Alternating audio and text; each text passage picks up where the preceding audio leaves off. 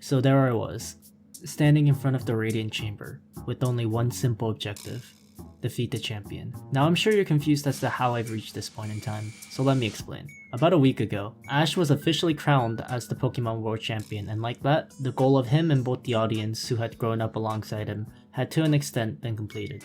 But something felt off to me. Sure, I felt thrilled to see that after over 20 years, Ash had finally fulfilled his dreams, but those dreams weren't mine, so I wasn't satisfied just yet. So I decided at that point, I would attempt to complete a Pokemon X and Y Nuzlocke in Minecraft. In case you're unfamiliar with what a Pokemon Nuzlocke is, I'll explain it super quickly. You can only catch one Pokemon per route, you have to nickname your Pokemon to grow more attached to them, and once your Pokemon faints, it's dead forever. With that out of the way, let's get started. This was my Pixelmon X and Y Nuzlocke. After waking up from a long move to the Kalos region, I headed downstairs where my mom told me to visit the neighbors. I take one step outside and immediately get jumped by Serena and Shauna, who are both extremely excited because they're receiving their very first Pokemon. After making my way to Aquacore Town, I met up with them as well as two more guys, Tierno and Trevor. Ah, friendship. I opened the briefcase and chose Froakie, which I named Bubble, and then I immediately used him to beat up Shauna's dog. After stocking up on Pokeballs with the spare cash I had, I made my way onto Route 2 where I caught a fletchling I named KFC, as well as Sparky the Pikachu in Santaloon Forest. After navigating my way through the thick trees and into Route 3, I found the Dunsparce that KFC killed, so no encounter for us. After my first failed catch attempt, I made it to Santaloon City to challenge the very first gym leader, Viola. Viola led with Surskit, so I brought out Bubble to do some chip damage and then switched over to KFC to quickly finish it off.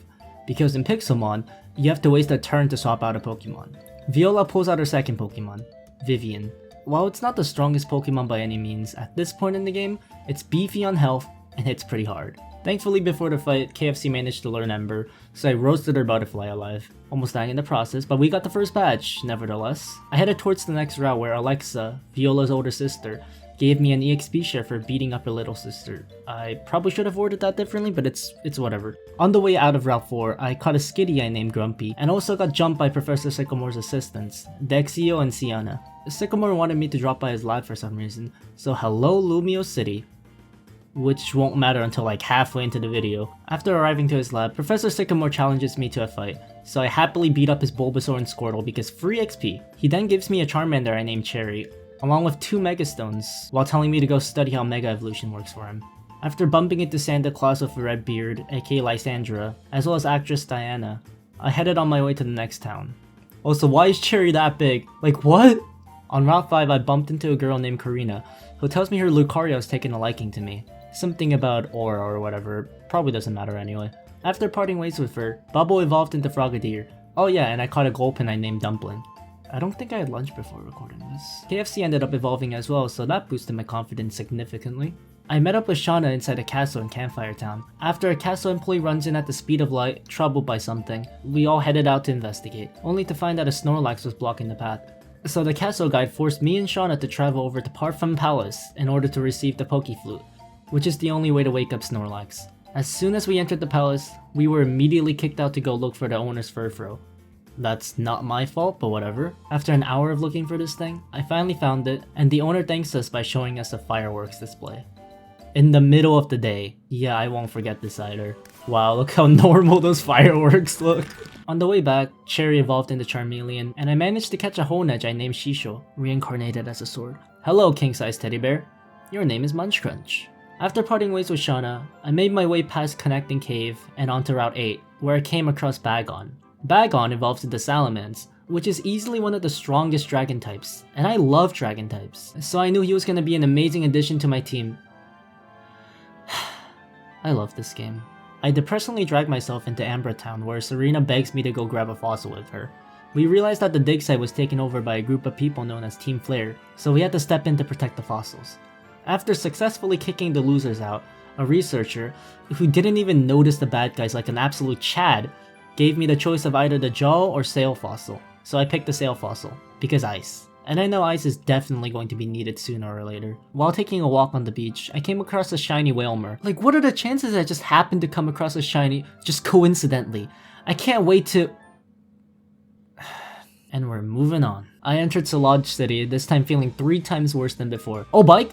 I brought up Bubble to completely massacre Grant's entire team to vent my sadness over not getting a Thanos whale.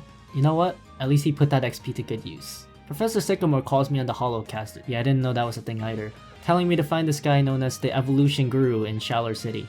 After arriving, I went over to the Tower of Mastery as Karina was training there. Tierno gives me an intriguing stone along the way because why not? And we meet up with Karina and the Mega Evolution Guru, who's apparently her grandfather. The Guru tells us there's only one Mega Ring and to figure out who'd be taking it. Also, turns out the intriguing stone is literally just a rock. Thanks for nothing, Tierno. Serena and I battled for the Mega Ring, and I easily swept her team with Charlie and Bubble. And then Karina's like, psych, you gotta beat the gym first. See ya! While training for the gym battle, Bubble managed to evolve into Greninja, and with my massive confidence, I decided to take on Karina. I mean, at this point, I have this in the bag. What could possibly go wrong? Karina leads with Mienfil, and I bring out KFC as she was my ace for this fight. KFC was easily able to take care of her Mienfil, and then came her Machoke. And although KFC was able to bring it into the yellow, she was ultimately killed by Rock Tomb. I brought out Bubble, and we cleaned up the rest of the battle. I had gotten my 3rd gym badge, but at what cost? That was my very first death, and the truck of emotions didn't hit me too kindly. Goodbye, KFC. I'll see you around. Karina has apparently zero empathy because she tells me I need to climb to the top of the Tower of Mastery for the Mega Ring when she just killed my bird. Bruh. Arriving at the peak, Karina hands me the bracelet as well as her other Lucario I named Lee. Karina chucks a Lucario Knight at me while challenging me to a Mega Lucario battle, so I one-shot killed her. Close fight. On the way out of Shaller City, Serena gives me the HM Surf, which I happily teach Bubble. Arriving in Cormeline City, Serena immediately challenges me to another battle. I want to see your Mega Evolution. Okay. Cherry single-handedly swept the floor with Ramos' team, and Batch 4 was ours. I'm told there's a power outage at Lumio City, so I head out to Route 13's power plant to investigate. After slapping a Team Flare grunt's face, I picked up the power plant pass and headed inside, where I proceeded to slap even more grunts until Cherry evolved. The power was saved, and I was a hero. Finally arriving in Lumio City, I decided to take on the gym leader Clement. Since Lee hasn't had much time to shine in these battles just yet, I decided to let her go ham. So I Mega Evolved her, and Bone Rushed everything. On Route 14, I met up with my friends where Shisho evolved while fighting Serena. Cherry and Lee teamed up, and together were able to defeat Valeri, giving us our 6th gym badge. Shauna wants everyone to meet up at the Pokeball Factory, but when we arrive, it's been overtaken by Team Flare. Not this again. So Serena and I teamed up to save the factory. The factory president shows us his thanks by casually handing us a Master Ball and a big nugget. While heading out, I realized there's a Team Flare grunt at the entrance of the factory, yelling about how he's quitting, and then he gives me a Dusk Stone, which I actually needed, so I used it to evolve Shisho. Making my way to Route 17, an ace trainer tells me his Mamoswine feels there's something wrong at Frost Cavern, so together with Trevor, we head out to investigate. Team Flare's up to no good again, trying to abduct and Abomasnow, so we slapped them off a bridge and kicked them out. Amora, the Sail Fossil Pokemon, ended up evolving in the process, and the dream team was complete. After receiving a Mamoswine from the ace trainer, we plowed through the heavy snow path until we arrived at Anistar City, where Bubble demolished Olympia's team. Serena congratulates me on my 7th gym badge by attempting to challenge me to yet another battle, but is interrupted when her Holocaster is taken over by Lysandra, and lo and behold, he's the true leader of Team Flare. Returning back to Lumio City, we enter Lysandra Cafe, where the waiter and waitress attacks us, and then proceeds to tell us literally all the info we needed to find the secret base. Emotional trauma is powerful. Lysandra happily greets us with a smile while throwing a Pokeball in my face. So Bubble and Munch Crunch smacked the living daylights out of his team. Making my way through the HQ, I head downstairs using the elevator, only to find out that Lysandra plans to use a secret weapon from 3,000 years ago to demolish the world. So after beating up one of his admins, I'm given the choice of pressing the blue or red button, to save or bring out the weapon. I press the blue, but he doesn't care and resurrects the weapon anyways. What? A huge flower-like device blooms in the middle of Geosenge Town, so now I gotta go save the world. Serena joins me, and together, we barge into Team Flare's secret HQ, where I proceed to beat up Lysandra for the 2nd time, because at this point, why does he even try? Shauna also joins us, so together with Serena, we bust down the door containing the legendary Pokemon, Xerneas. After saving it from becoming the food source of the secret weapon, I caught Xerneas and named it Groot, because tree. And like that, the world was saved. Except not, because Lysandra is pissed at me for taking the legendary Pokemon and wants it back, so he challenges me one last time. Anyway, after saving the world, I made it to Snowbell City, and Cherry demolished Wolfric's team. The 8th and final gym badge was ours. Off the victory road we went. Serena tried to challenge me to a fight for the last time, but she honestly just needs to stop. And like that, I was standing in front of the Pokemon League. I'd gotten too far to give up here, so I knew that the team I brought with me needed to be perfect. So I sadly left Munch Crunch and replaced him with Groot, because for some reason I can learn Thunderbolt. Yeah, I didn't think it could either. It doesn't change the fact that Munch Crunch or any of my other Pokemon I left behind were huge assets to the team, and I never would have reached this far without them. As I step inside the Pokemon League, I'm warmly greeted by Elite Four member Malva, so I challenged her first. The battle starts and Bubble surfs her entire team in a matter of seconds. In fact, it actually was a walk in the park. Thank you, Malva. Next up is Wickstrom, who has a love for steel types, so Cherry burned his entire team to ashes. Sealbolt has a team of seafood creatures, but I have a Groot, so yet another clean victory for us. And with that, we're on to the last member, Drasna. Drasna has a pretty scary team of dragon types, but Aurora's had no problem ice beaming her entire team. And just like that, I'm now standing at the door to the Radiant Chamber.